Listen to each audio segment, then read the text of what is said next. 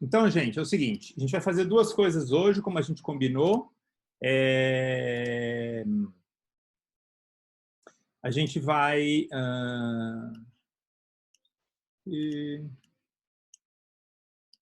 nós vamos fazer duas coisas que a gente combinou hoje. A gente vai fazer o exercício da hipotenusa e eu quero continuar com vocês o exercício de números primos. Então, aqui eu vou chamar de continuação 2, para ficar claro que é diferente.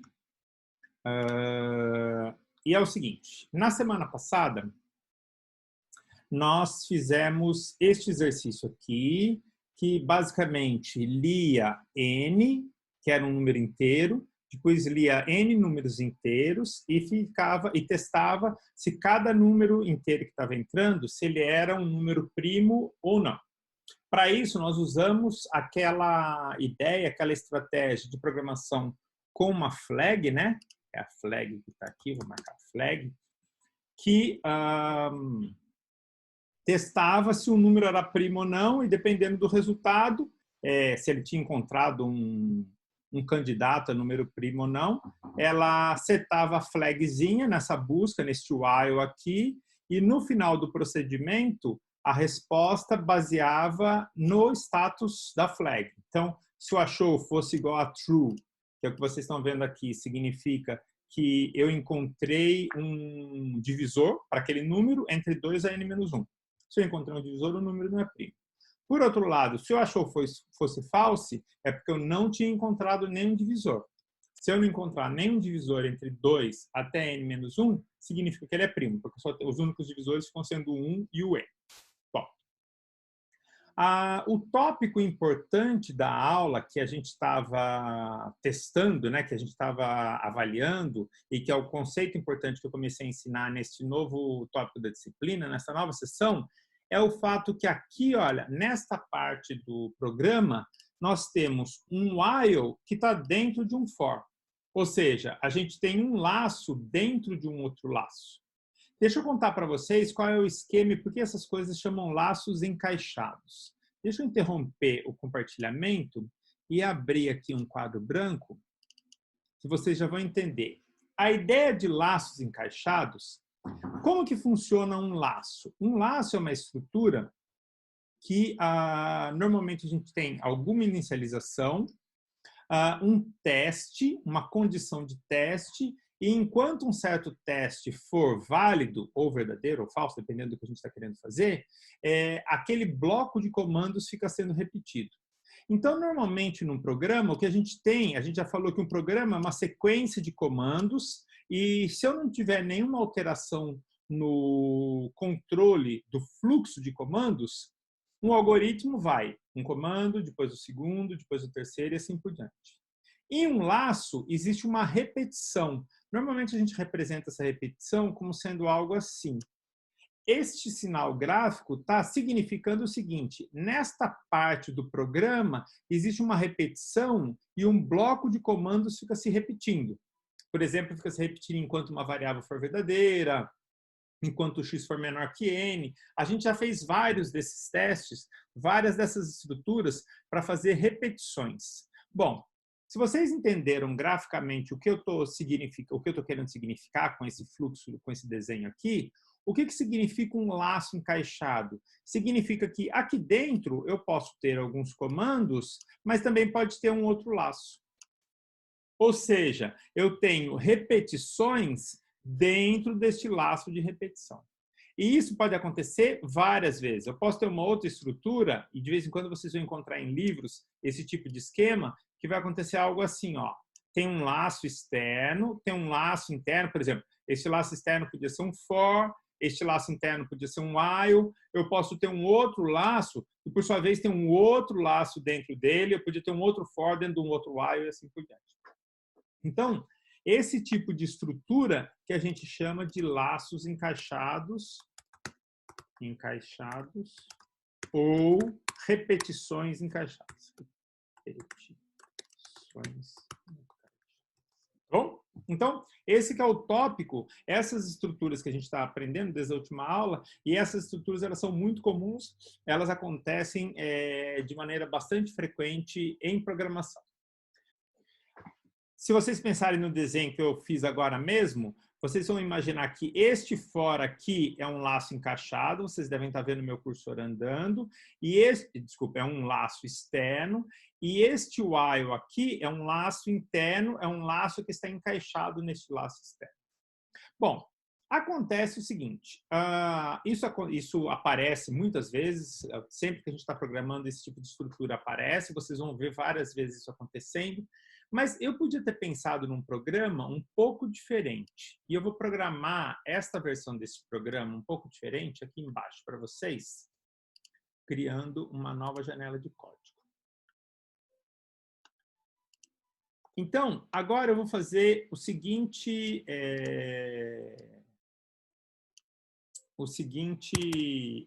ideia. Vamos esquecer o que a gente fez agora há pouco e olhar o meu programa do jeito que está aqui, que está incompleto, como vocês conseguem imaginar. Qual é o enunciado do problema? O enunciado do problema é, dado o inteiro n e n números inteiros, eu quero testar... Alguém está com a mão levantada aí. Quem é que quer falar? É o... Caio. Fala, Caio.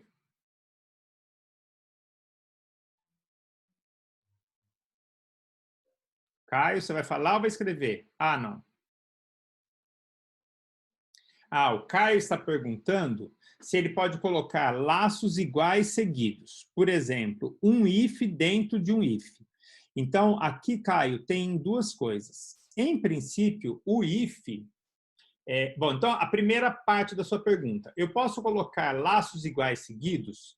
Pode. Pode ter um while dentro de um while, um for dentro do for. Não tem nenhuma regra contra isso. Então, a sua primeira pergunta, posso colocar laços iguais seguidos? Ou encaixados? Suponho que você está dizendo seguidos como encaixados? Sim, você pode. Por outro lado, você escreveu, por exemplo, um if dentro de um if. O if não é um laço. O if é uma estrutura de controle de fluxo de programação, de execução. Então, um if, ele faz uma avaliação e os comandos são executados condicionalmente, dependendo do resultado do if, mas dentro do if não tem um laço, no sentido que não tem repetição. Então, também é verdade que você pode colocar um if dentro do outro if, e a gente vai fazer isso muitas vezes. Mas um if não é um laço. Um laço, no nosso caso, são os únicos laços que a gente vai construir aqui nessa disciplina, eles são baseados no comando for ou no comando while. Tá bom? Beleza? E nada. Então, vou voltar aqui. O que a gente tem aqui, então, no nosso programinha? Nós estamos querendo resolver o problema aqui. Dado o inteiro n e n números inteiros que eu vou chamar de x, eu quero testar se cada x ele é primo ou não, e se ele for primo, eu vou imprimir. X é primo, se não, eu vou imprimir x não é primo. Então, esse é o enunciado do nosso problema. O que acontece? Se eu pensar nesse problema aqui, esquecendo que nós resolvemos lá em cima, é algo análogo ao seguinte. Eu li o meu x. Imagina que eu tivesse uma função em Python que testa para mim se um número é primo. Ou seja, ela resolve o meu problema. Tá bom? Se eu tivesse uma função que testa se ela é primo, eu podia imaginar que ela retorna, por exemplo, uma variável booleana, um valor booleano, dizendo se ele é true ou false, para verificar se o número é primo ou se não é primo. Então, eu vou criar agora uma... Imagine que eu crio uma função, já existe no Python, na verdade a gente vai programar daqui a pouco, que eu vou perguntar o seguinte, flag igual é primo x. O que eu estou imaginando aqui, pessoal? Eu estou imaginando que existe uma função em Python que eu desenhei aqui, ó, é primo, que ela testa para mim se o x é primo e ela retorna true se o x for primo e false se o x não for primo. Então, se existisse essa função, meu problema estava resolvido. Seria uma beleza, né? Porque eu não tenho que programar nada. E aqui, simplesmente, eu tenho que, na verdade, testar a minha flag. Então, eu posso colocar algo, por exemplo, if flag igual a false, porque nesse caso eu suponho que a função é primo função que retorna true se x for primo. Então, a minha função retorna true se x for primo, portanto, basta eu testar aqui embaixo. Se a flag for falsa, eu imprimo que ele não é primo. Se a flag, ou se não, quer dizer, a flag é true, eu imprimo que ele é primo. Tá claro isso para vocês? Vocês entenderam o que eu quis dizer aqui? Dúvidas? Todo mundo entendeu o que quer dizer essa função é primo? Deixa eu fazer uma brincadeira aqui com vocês. Deixa eu ver se funciona um negócio aqui.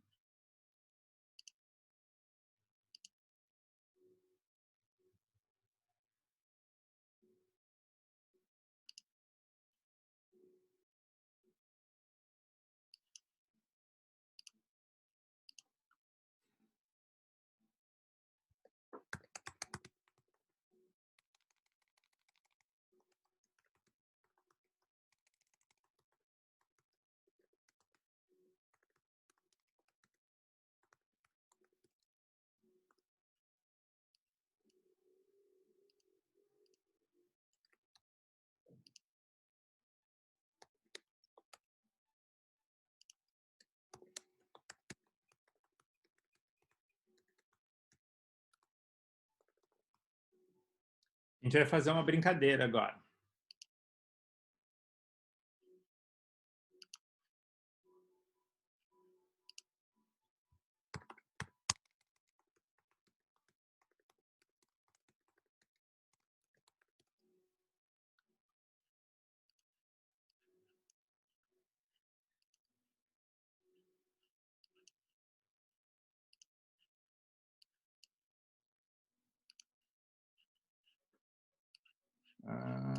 Por que não funciona isto?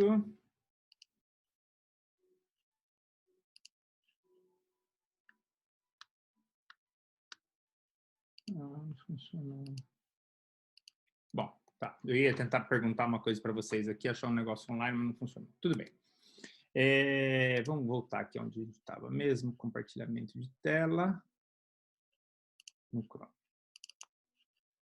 Bom, o que acontece? Agora o que ficou faltando, pessoal, é o seguinte. Infelizmente, essa função é prima, ela não existe em Python. Na verdade, talvez exista, alguém já tenha programado numa biblioteca, mas a gente assume que ela não existe em Python. Porém, o que eu queria contar para vocês aqui é o seguinte, este é um jeito muito natural de se programar, do jeito que eu contei para vocês aqui, em que eu estou dividindo o meu problema em subproblemas. Por quê? O meu enunciado é dados n e uma sequência de n números inteiros, eu quero testar se cada um é um número primo ou não. Quando eu programei deste jeito aqui, eu programei desse jeito usando a função main e eu escondi parte da complexidade do meu problema aqui nessa função é primo. Então, usar funções é uma prática bastante útil porque a gente consegue esconder complexidade.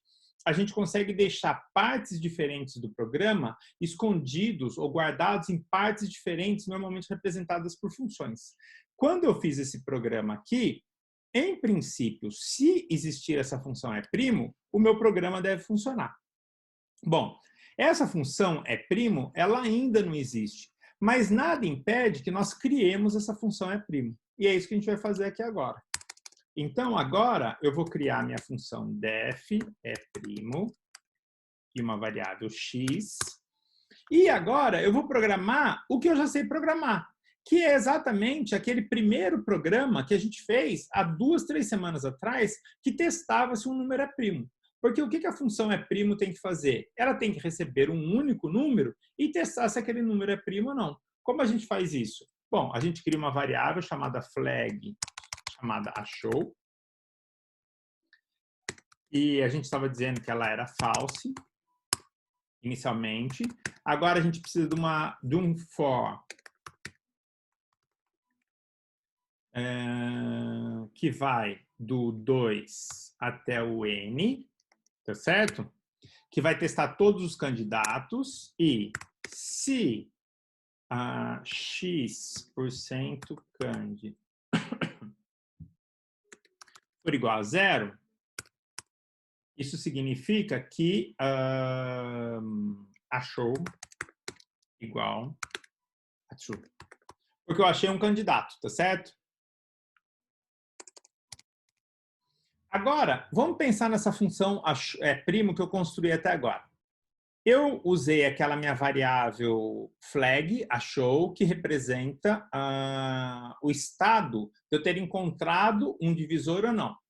Aqui eu estou usando um for que vai testar todos os candidatos a divisores, candidatos a divisor, de 2 até n-1. E, se por acaso eu encontrar algum cand que divide o x, aí eu tenho que mudar o status do meu achou, porque antes eu não tinha encontrado nenhum divisor, agora eu achei um divisor, que é o próprio achou. Isso daí faz com que a gente tenha uma função que, no final dela, se o achou for igual a false, significa que o número não é primo. Se o achou for igual a false, significa que o número é primo, porque eu não encontrei nenhum divisor.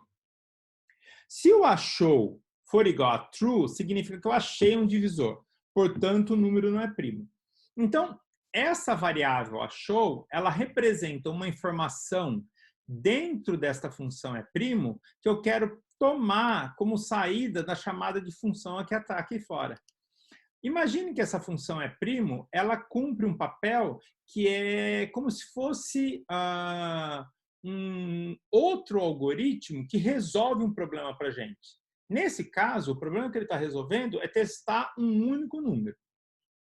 Como eu preciso pegar essa informação, tomar essa informação que está dentro da função é primo e retornar para a minha função aqui fora, para a minha função main, eu preciso usar um comando chamado return. O meu return, ele vai retornar algum valor dependendo da variável achou. Então, se achou for igual a false,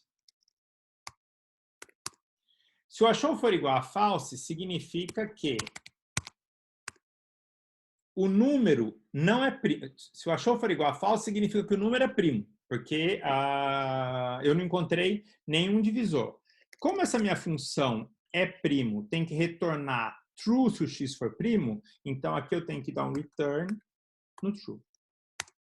Se não, significa que eu não encontrei nenhum divisor. Desculpa. Se não, significa que eu encontrei um divisor. Se eu encontrei um divisor, então eu vou dar um return false.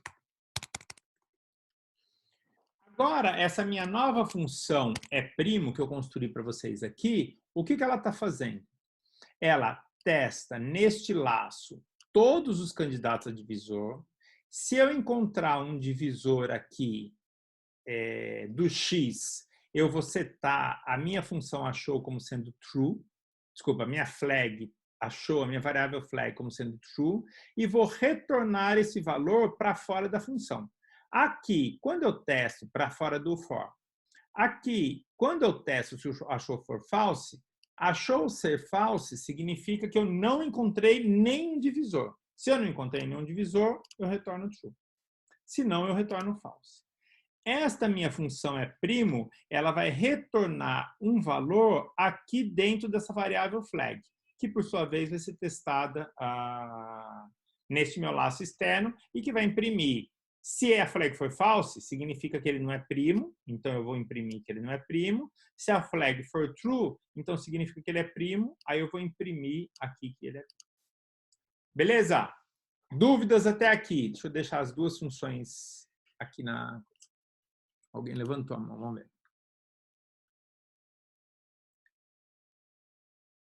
O Giovanni está perguntando se o numerador for maior que o divisor na operação. Então, o que acontece é o seguinte, é o resto da divisão inteira, né? Então, se o denominador for maior do que o numerador, nesse caso, na divisão inteira, não cabe nenhum denominador dentro do numerador. E o resto vai ser exatamente o próprio número. É isso que vai acontecer, né? Porque se o x, no seu exemplo que você está perguntando aí, x% y, se o y for maior que o x, nesse caso, cabem 0 y's dentro do x. Portanto, o resultado da divisão inteira vai ser 0 e o resto vai ser o próprio número. É isso que vai acontecer. Alguma dúvida aqui no é primo? O Ricardo está perguntando o que é o x dentro do E'X. Então, este x aqui é o que a gente chama de parâmetro ou argumento. Vocês podem pensar essa função como algo análogo às funções em matemática que nós conhecemos mesmo. Por exemplo, a função seno.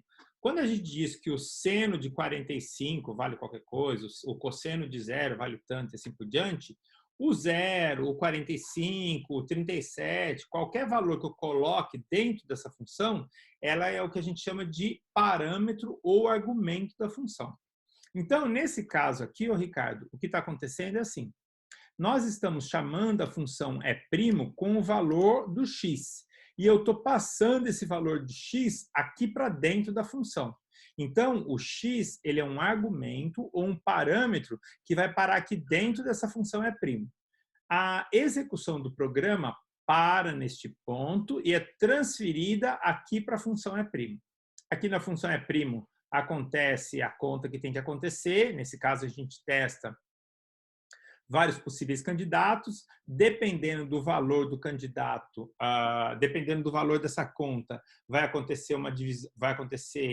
encontrar um divisor ou não, e na hora que isso termina, tem um valor de retorno. Então, esse x que vocês estão vendo aqui, ele é o que a gente chama de parâmetro ou argumento do qual a função E' depende. Entendeu?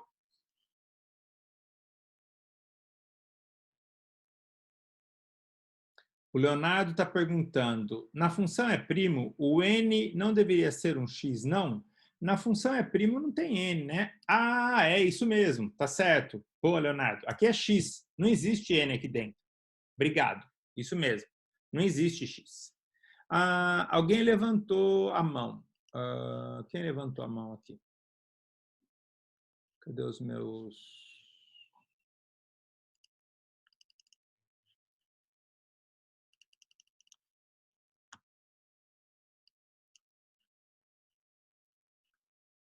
Cadê os meus participantes? A Serena. Serena não conseguiu entender porque tem dois if, um dentro do for e outro fora.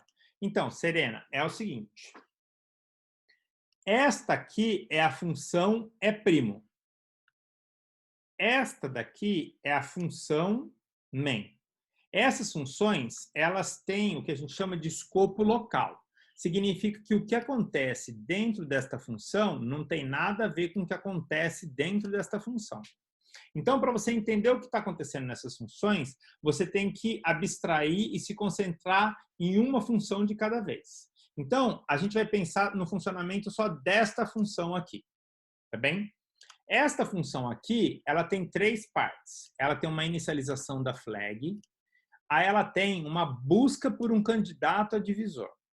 Dependendo desta busca, eu posso encontrar um divisor ou não. Como essa função está procurando candidatos a divisor ou divisores do x, se por acaso eu não encontrar nenhum divisor de 2 até x menos 1, significa que o número é primo. Nesse caso, o achou nunca vai mudar de falso, porque eu não encontrei nenhum divisor. Bom, então este if aqui, ele está decidindo qual valor que essa função tem que retornar. Ela pode retornar true ou pode retornar false. O que a gente espera que essa função faça? Está escrito aqui nesse comentário. Ó. Essa função retorna true se o x for primo e false caso contrário. Portanto, se o achou for igual a false, a minha função retorna true. Se não, ela retorna false. Essa é a explicação da função E'. Agora vamos lá na função main. Na função main, eu não preciso nem saber como ela está implementada. Eu posso até esquecer de como ela está implementada. Tudo que eu tenho que saber é que a minha função é primo, ela retorna true se o x for primo e false caso contrário. Bom, se ela retornar false, este meu if testa o valor da flag. Se ela retornar false, flag vai ser igual a false. Nesse caso, ele vai imprimir que o x não é primo. Se não, ele vai imprimir que é primo, porque daí o flag igual a true. Entendeu, Serena?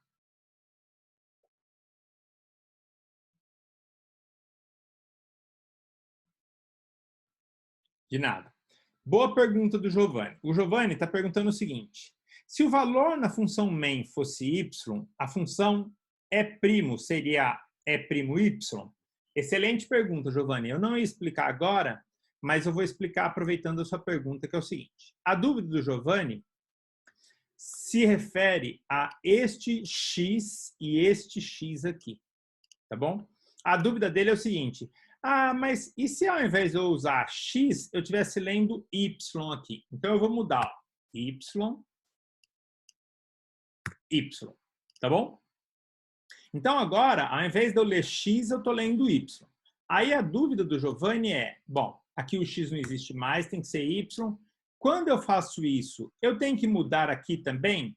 E a resposta é, não, não precisa, Giovanni. Porque esse é um outro efeito daquilo que eu contei para vocês, de algo chamado escopo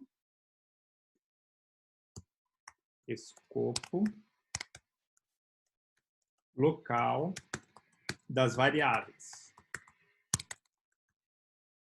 Então, deixa eu colocar aqui.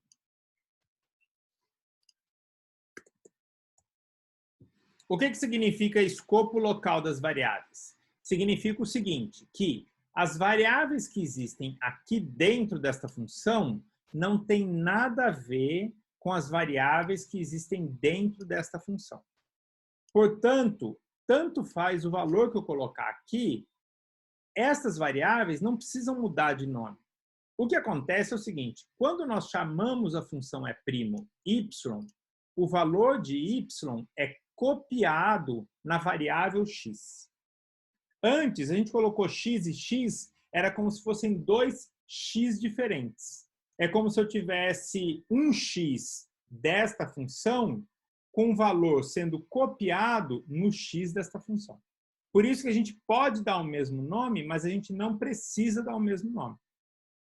O que é muito útil, porque agora eu posso criar a minha função primo, que vai valer para qualquer valor que eu chamar. Basta eu chamar um valor, do jeito que eu quiser programar em outras funções, com quaisquer variáveis que eu queira chamar. Fala, Gabriel. Gabriel está perguntando, eu não poderia colocar só alguma coisa. Deixa eu ver. Acho que ele está digitando alguma coisa. Enquanto o Gabriel digita, vamos rodar o programa aqui para ver ele funcionando.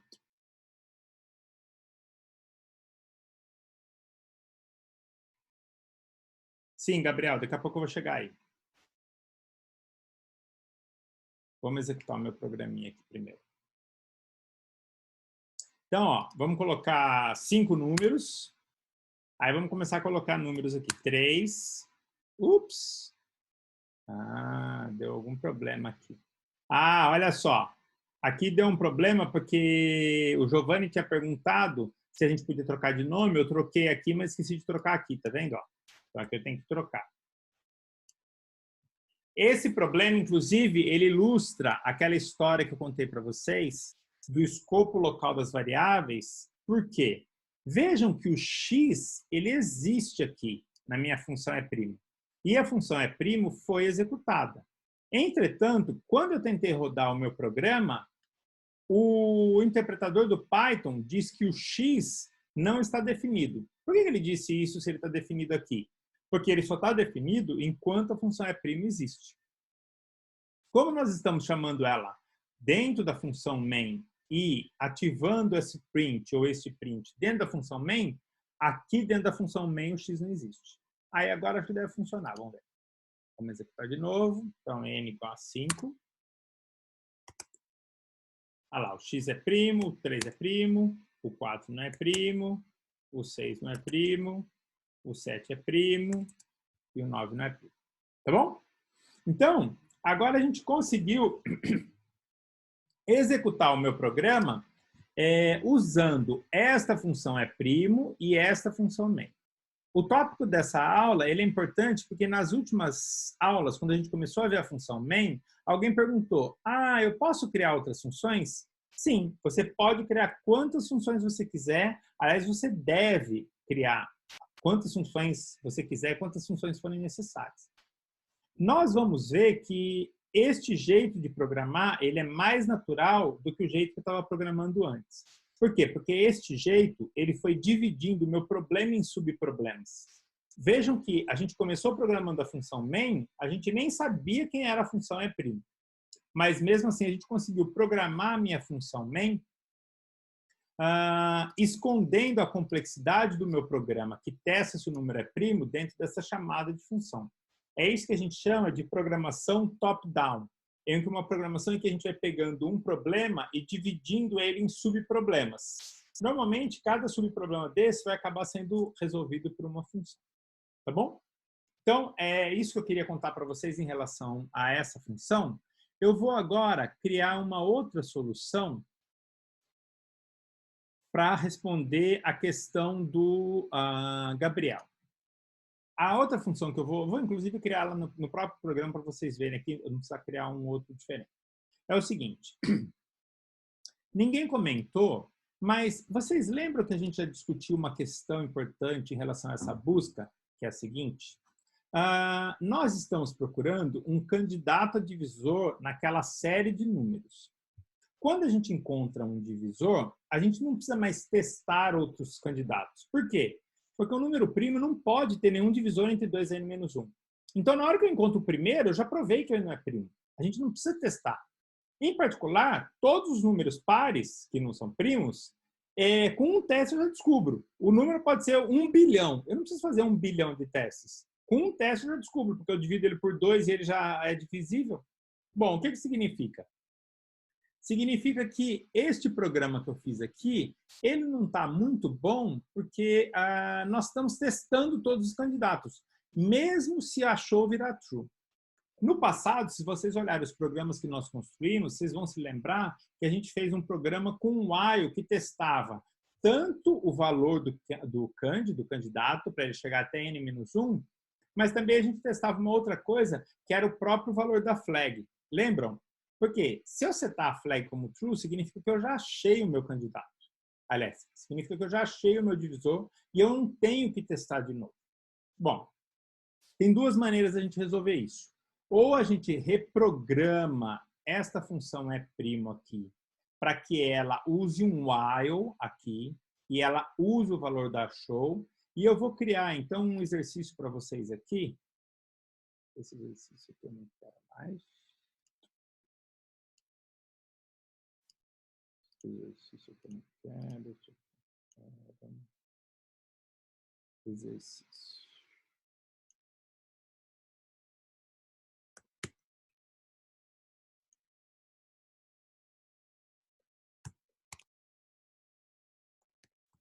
Reprogramar a função é primo para usar while e testar a flag em sua condição de iteração. Isso faz o while termine assim que o divisor for. Bom, isso daí é a primeira coisa que eu queria que vocês fizessem. Mas a gente vai fazer uma outra coisa também. Isso vocês já podem fazer em casa, né? Quando vocês forem estudar. Agora, tem uma outra coisa que nós podemos fazer neste comando aqui, que é o seguinte. Eu falei para vocês que a função, que o comando return, ele retorna o valor que nós quisermos passar e esse valor de retorno é recebido aqui na chamada da função e armazenado do outro lado na variável que está recebendo a atribuição. O que acontece? O comando return ele faz duas coisas para a gente. Ele retorna um valor que nós queiramos retornar, então aqui em particular ele vai retornar um valor que vai ser armazenado na flag, mas ele também tem um efeito, que é um efeito muito importante, eu preciso que vocês prestem atenção nisso, que é, na hora que o comando return é executado, a função é imediatamente terminada. Então, não interessa aonde apareceu o return. O return pode aparecer em qualquer lugar da função. Se o comando for executado, o comando return for executado, aquela função vai ser terminada naquele momento, naquela execução. Significa que se tiver alguma coisa depois do meu comando return, se o comando return for executado, nada vai ser executado depois. Tá bom? Então, isso aqui nos dá um poder interessante, que é o seguinte. Vamos voltar aqui no nosso laço de teste. O nosso laço de teste está testando se o cand é divisor do x. Bom, o que significa isso? Significa o seguinte, se por acaso eu encontrar um divisor do x, que é o cand, eu já posso parar o meu processamento. Por quê? Porque eu já encontrei o meu divisor, eu já provei que o número não é primo. Portanto, eu posso testar o seguinte, eu posso dizer o seguinte, se por acaso x% cand for 0, ou seja, o cand é divisor do x, eu posso dar um return false. Por que eu posso dar um return false? Porque eu acabei de provar nesse momento que o número não é primo, que o x não é primo. Por que eu fiz isso? Porque eu achei um divisor para ele. Então, agora olha que interessante que ficou o meu programa. Agora eu tenho um for que vai procurando vários candidatos a divisor. Se eu encontrar um divisor, eu vou dar um return false, porque eu acabei de provar que o número não é primo. E o meu programa vai parar a execução neste momento, independente de onde o for estiver. Em particular, se for um número par, por exemplo, se o x for um número par, na primeira execução do meu for, o programa já vai acabar. Desculpa, a função é primo, já vai acabar. Isso significa que eu não preciso testar mais nada aqui depois. Por quê? Porque se eu sair deste for, significa que o número é primo. Por quê? Se o número não for primo, eu vou dar um return false antes. Se o número for primo, nunca isso aqui vai acontecer. Nunca isso aqui vai ser true. Portanto, ele vai executar o próximo comando depois do for a algum momento. Isso provou que o número é primo, então eu posso dar um return true.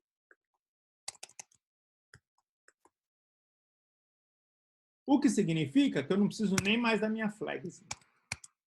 Olha como ficou enxuto agora o meu programa. O meu programa, a minha função, que eu vou chamar de é'2, né? Porque eu vou manter a função... Ah, eu apaguei ela? Ó, sim.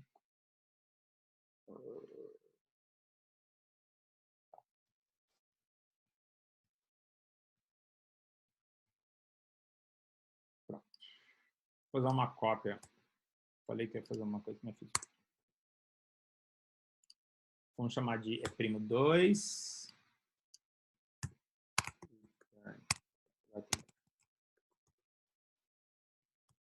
False.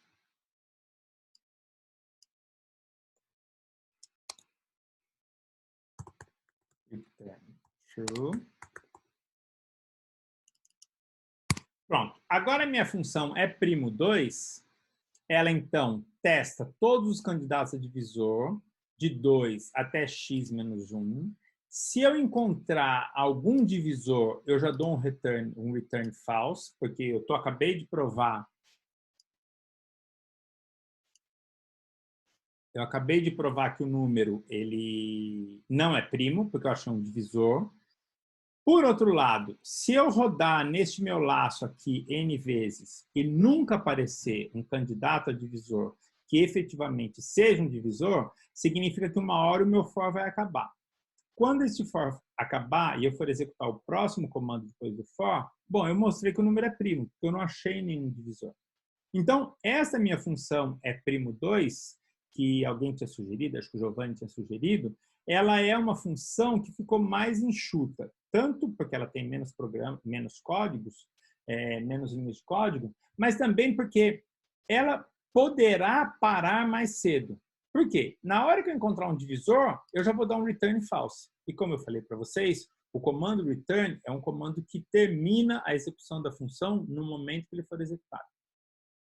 Então, agora aqui, a gente já pode chamar a E'2, só para mudar o valor, a execução, né? E agora vamos executar o meu programa.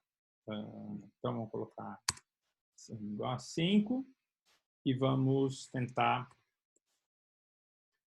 fazer alguns testes. Então, 4 não é primo, 3 é primo, o 13 é primo, o 14 não é primo e o 20 não é primo. Tá bom? Então, agora, o meu programinha, ele ficou com duas funções para vocês brincarem. Em particular, eu criei aqui a função E'Primo2, que não precisa de flag, não precisa de aquele while, não precisa de nada, e ela para, porque ela para mais cedo, dependendo de ter encontrado um valor. Última coisa que eu queria contar para vocês é o seguinte. Nós partimos de um programa, eu acho que eu já tirei ele, tá aqui. Nós partimos de um programa que tinha um laço encaixado num outro laço. É isso que vocês estão vendo aqui, tá bom? Que é o tópico dessa disciplina, dessa parte do curso. Aqui nós criamos um programa que usa funções ou esta, aqui dentro da minha função main. A minha função main, quando eu olho para ela, não tem mais o laço encaixado. Por quê? Porque eu escondi o laço encaixado aqui. O que isso significa? Significa que eu criei um programa que não tem laço encaixado? Não, não significa isso. Porque para executar o E'Primo, eu tenho que executar esse laço aqui. Então, o laço só ficou escondido dentro da função, mas ele continua valendo como sendo um exemplo de função que usa laço encaixado. Tiago levantou a mão. Fala, Tiago.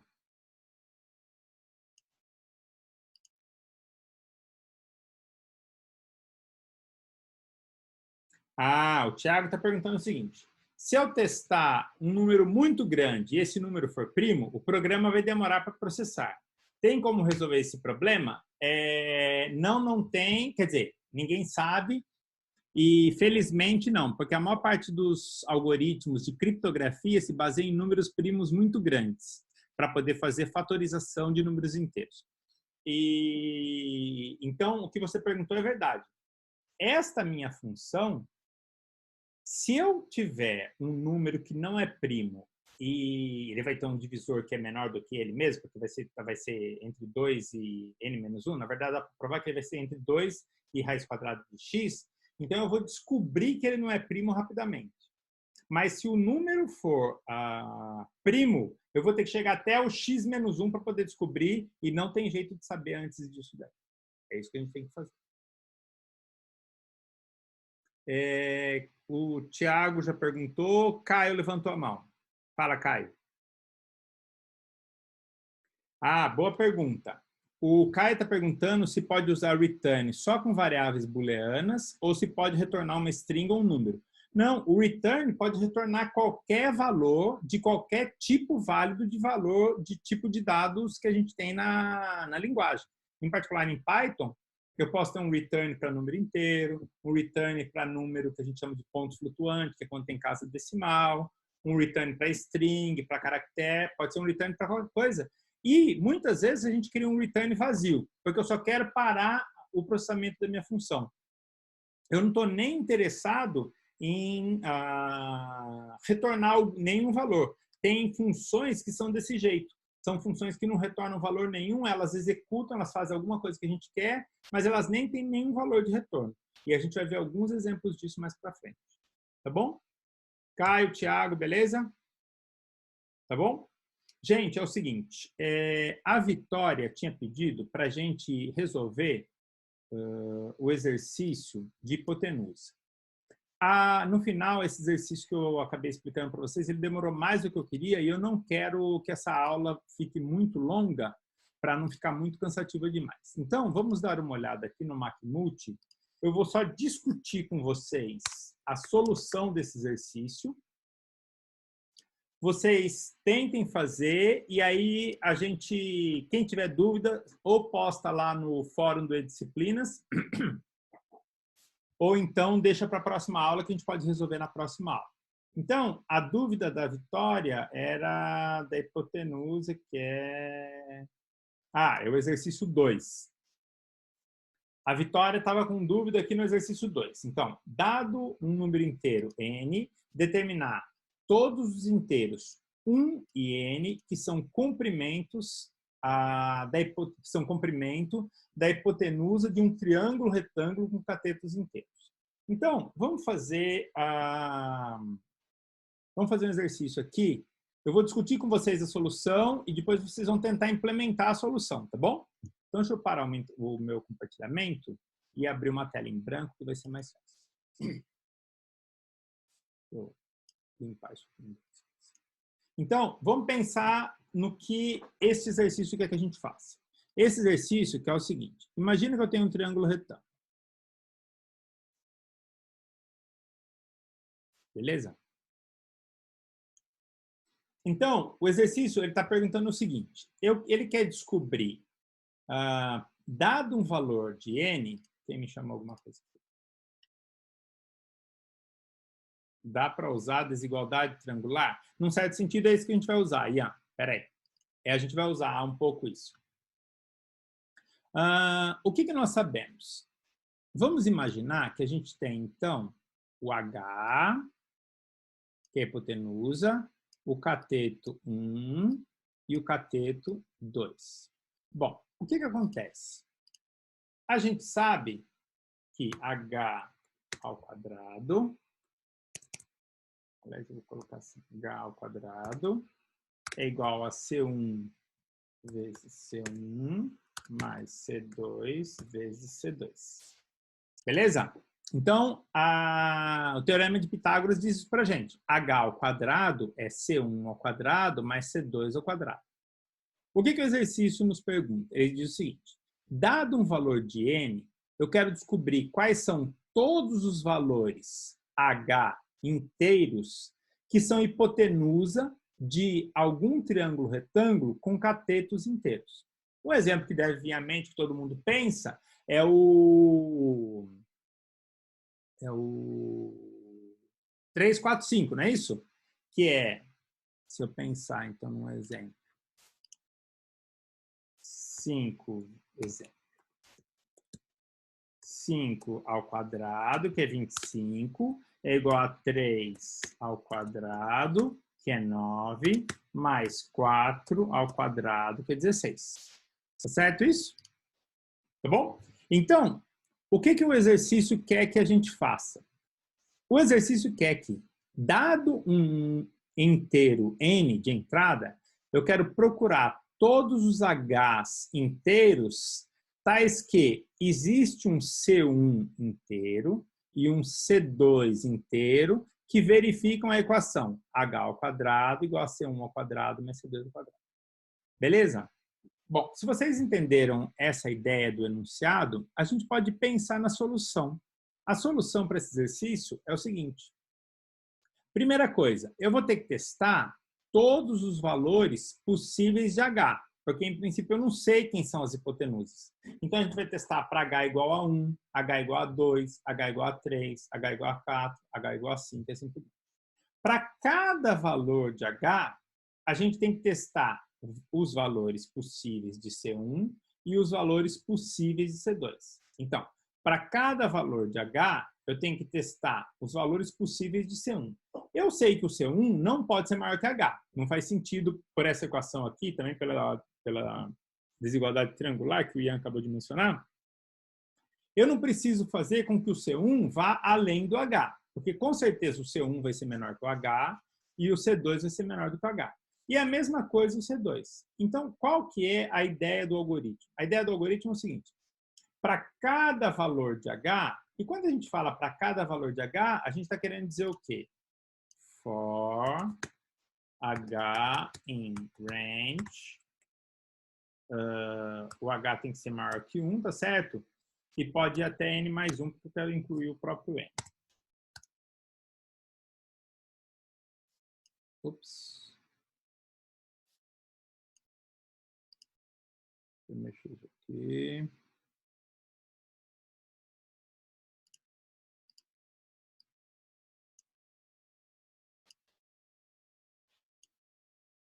Fala, Caio. Você está levantando a mão aí. Caio? Bom, pessoal. O Caio está perguntando algo.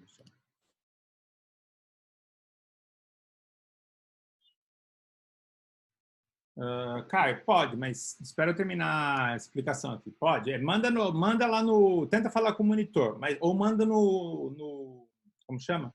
No fórum que a gente analisa lá.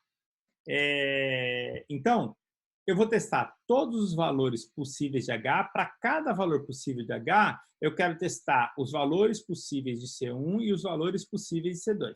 Então, para cada valor possível de H, a gente vai precisar agora testar for C1 in range. Agora eu tenho que começar de novo do 1 e eu posso ir até o H. Por quê? Porque eu não vou ter nenhum C1 que seja maior do que o H. Então, eu vou construir um laço encaixado para o for dentro desse laço do for. Por outro lado, uma vez que eu fixei o H e fixei o C1, agora eu tenho que procurar um C2 possível. A mesma coisa se aplica. O C2 não precisa ser maior do que o C1. Por quê? Porque se o C2 for maior que o C1, eu posso simplesmente inverter os dois. Então, eu posso sempre parar com o C2 menor do que o C1. Então, agora a gente vai ter algo do tipo.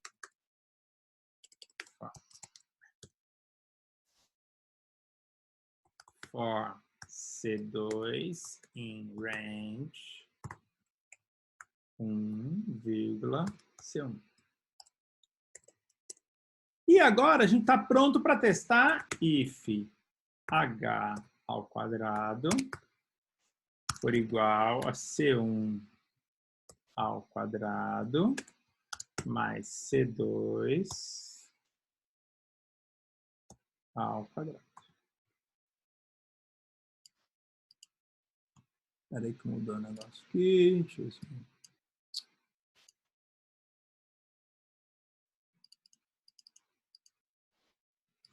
não estou conseguindo mudar esse negócio. Espera aí. Deixa eu fazer.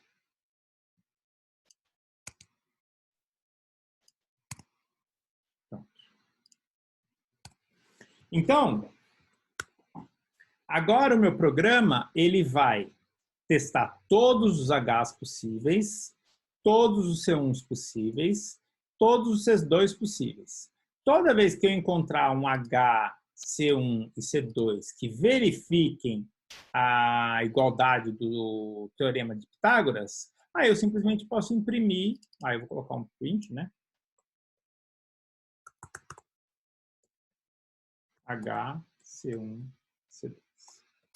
Tá bom? Então, o nosso programinha, ele vai ficar com essa cara aqui, ó. Eu vou testar todos os Hs possíveis. Para cada H possível, eu vou testar todos os C1s possíveis. Para cada C1 possível, eu vou testar todos os C2 possíveis. Este programa, se vocês pensarem naquele desenho que a gente estava fazendo antes, naqueles diagramas que a gente estava fazendo antes, ele vai ser algo assim, ó.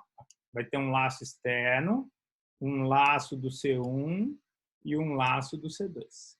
Quem é que levantou a mão aí? Fala comigo.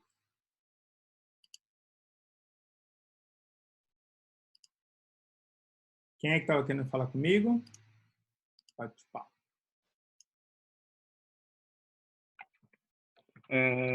Eu posso substituir esses três fors por while a desigualdade regular for verdadeira, e aí eu testo se ali o if. Em princípio, pode. Eu preciso ver como você vai fazer esse código. Com certeza você vai precisar de 3 laços. Não tem jeito de não ter laços encaixados nesse problema. Porque elas são triplas que você não consegue... Você precisa variar todas as combinações, né? Você tem que ver todas as combinações possíveis de H, C1 e C2. Então, não tem jeito de fugir desse negócio aqui. O que dá para fazer é montar com while. Tem algumas variações possíveis para a solução. Mas não tem jeito de fugir desses laços encaixados. Mais alguma pergunta? Deixa eu ver aqui o que tinha aqui. Ah, estava perguntando se dava para fazer. E dá para fazer x ao quadrado, tem várias coisas assim que dá para fazer. Ao invés de ser h vezes h.